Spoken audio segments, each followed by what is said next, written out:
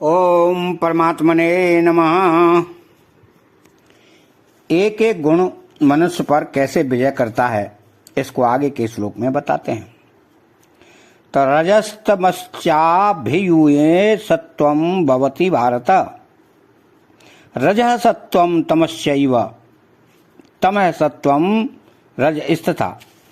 अर्थात रजस्तमश्चाभिभूय सत्वं भवति भारत। रजोगुण की और तमोगुण की वृत्तियों को दबाकर सत्वगुण बढ़ता है। अर्थात रजोगुण की लोभ प्रवृत्ति, नए नए कर्मों का आरंभ, अशांति, स्पृहा, सांसारिक भोग और संग्रह में प्रियता आदि वृत्तियां, और तमोगुण की प्रमाद, आलस्य, अनावश्यक निद्रा, मूढ़ता आदि वृत्तियां, इन सबको सत्वगुण दबा देता है और अंतःकरण में स्वच्छता, निर्मलता, वैराग्य, निष्प्रहता, उदारता, निवृत्ति और वृत्तियों को उत्पन्न कर देता है। रजः सत्वम तमश्चैव। सत्वगुण की और तमोगुण की वृत्तियों को दबाकर रजोगुण बढ़ता है। अर्थात सत्वगुण की ज्ञान, प्रकाश, वैराग्य, उदारता आदि वृत्तियां और तमोगुण की प्रमाद, आलस्य, अनावश्यक निद्रा, मूढ़ता आदि वृत्तियां, इन सबको रजोगुण दबा देता है और अंतःकरण में लोभ प्रवृत्ति, आरंभ, अशांति, स्पृहा आदि वृत्तियों को उत्पन्न कर देता है। तमः सत्वम रजस्तथा। जैसे ही सत्वगुण और रजोगुण को दबाकर तमोगुण बढ़ता है, अर्थात सत्वगुण की स्वच्छता, निर्मलता, प्रकाश, उदारता आदि वृत्तियां और रजोगुण की चंचलता, अशांति, लोभ और वृत्तियां, इन सबको तमोगुण दबा देता है और अंतःकरण में प्रमाद, आलस्य, अतिनिद्रा, मूढ़ता आदि वृत्तियों को उत्पन्न कर देता है। तो दो गुणों को दबाकर एक गुण बढ़ता है। बढ़ा हुआ गुण मनुष्य पर विजय करता है और विजय करके मनुष्य को बांध देता है। परंतु भगवान ने यहां उल्टा क्रम दिया है। अर्थात पहले बांधने की बात कही, फिर विजय करना कहा और फिर दो गुणों को दबाकर एक का बढ़ना कहा। तो ऐसा क्रम देने का तात्पर्य है कि पहले भगवान ने दूसरे श्लोक में बताया कि जिस महापुरुषों का प्रकृति से संबंध विच्छेद हो चुका है, वे महासर्ग में भी उत्पन्न नहीं होते और महाप्रलय में भी प्रसिद्ध नहीं होते। कारण कि महासर्ग और महाप्रलय दोनों प्रकृति के संबंध से ही होते हैं। परंतु जो मनुष्य प्रकृति के साथ संबंध जोड़ लेते हैं, उनको प्रकृति जन्य गुण बांध देते हैं। इस पर स्वाभाविक ही यह प्रश्न होता है कि उन गुणों का स्वरूप क्या है और वे मनुष्य को किस प्रकार बांध देते हैं। इसके उत्तर में भगवान ने सत्व, रज और तम तीनों गुणों का स्वरूप और उनके द्वारा जीव को बांधे जाने का प्रकार बताया। तो इस पर प्रश्न होता है कि बांधने से पहले तीनों गुण क्या करते हैं। इसके उत्तर में भगवान ने बताया कि बांधने से पहले बढ़ा हुआ गुण मनुष्य पर विजय करता है, तब उसको बांधता है। अब प्रश्न होता है कि गुण मनुष्य पर विजय कैसे करता है। इसके उत्तर में भगवान ने कहा कि दो गुणों को दबाकर एक गुण मनुष्य पर विजय करता है।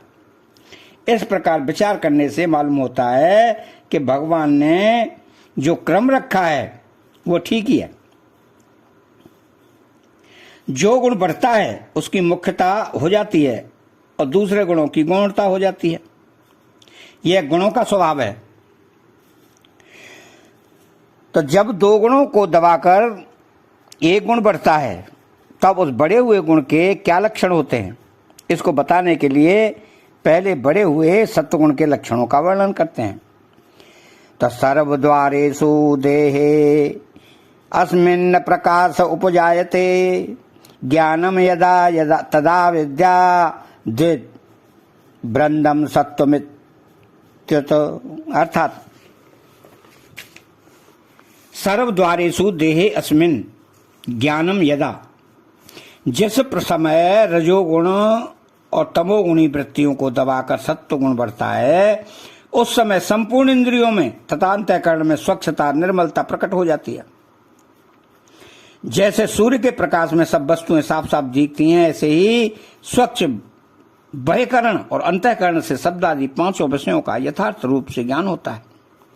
मन से किसी भी विषय का ठीक ठीक मनन चिंतन होता है। तो इंद्रियों और अंतःकरण में स्वच्छ निर्मलता होने से सत्य क्या है और असत्य क्या है, कर्तव्य क्या है, कर्तव्य क्या है, लाभ किसमें है, हानि किसमें है, हित किससे है और अहित किसमें है, आदि बातों का स्पष्टतया ज्ञान यानी विवेक हो जाता है।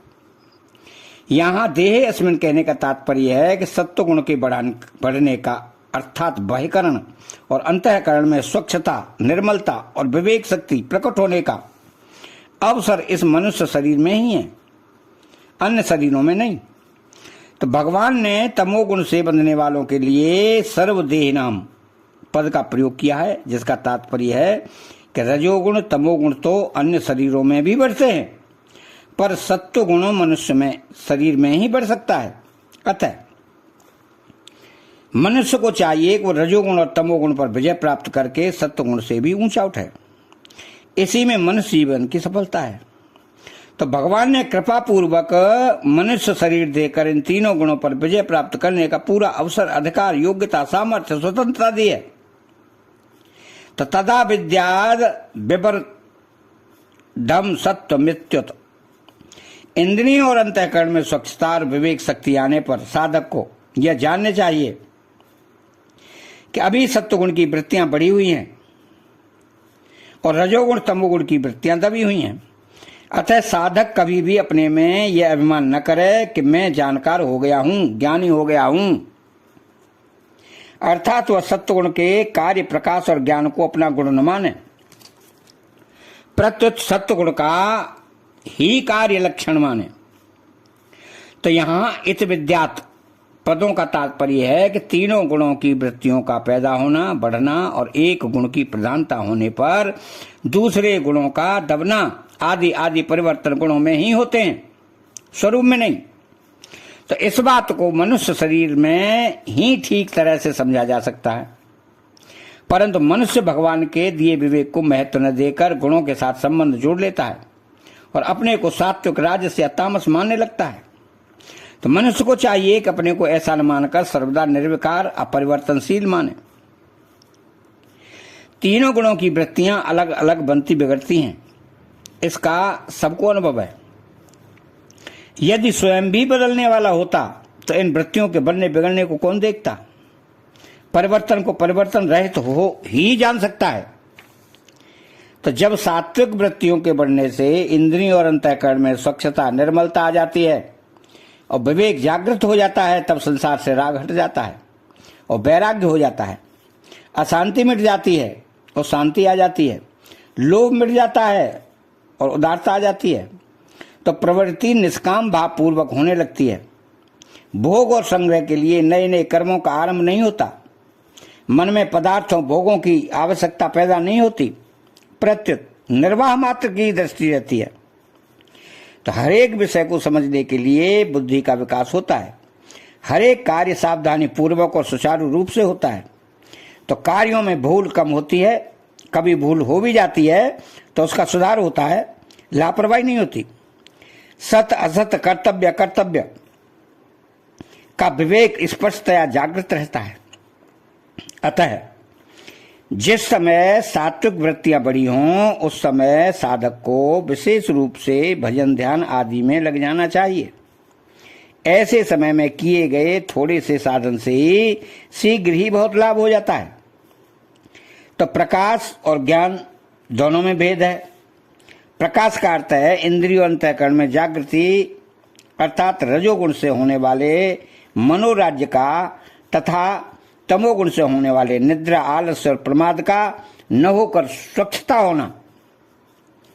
ज्ञान का अर्थ है विवेक, अर्थात सत असत, कर्तव्य कर्तव्य, नित्य अनित्य, ग्राह्य त्याज्य आदि का ज्ञान होना। अतः चैनल को सब्सक्राइब करें, बेल आइकन घंटी को दबाएं और कमेंट बॉक्स में जय कृष्णा लिखें। बोलो जय श्री कृष्णा।